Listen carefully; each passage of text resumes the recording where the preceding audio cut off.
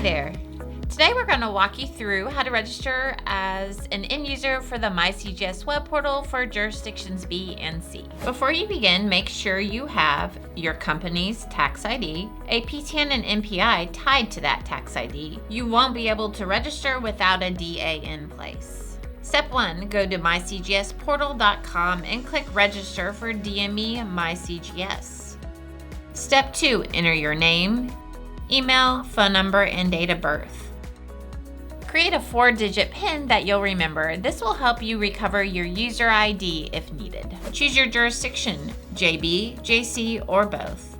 Select end user as your role and click next. Step 3, enter your NPI, PTAN, and tax ID.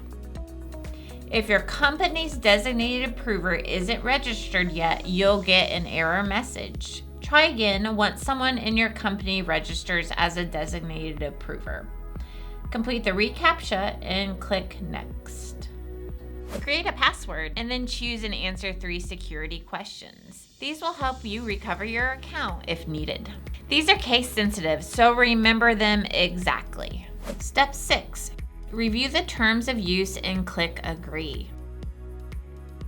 Step 7, confirm your company's security training. If needed, watch the 12-minute CGS video or read the transcript. Step 8, you'll see a submission successful message.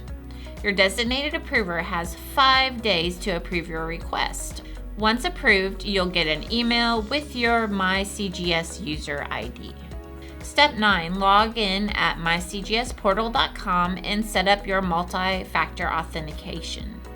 Choose text, email, or Google Authenticator. We recommend setting up at least 2 options. Step 10, log in again using your MFA code and you're in. You're now ready to use myCGS. We hope this made registration easy. Thank you for watching.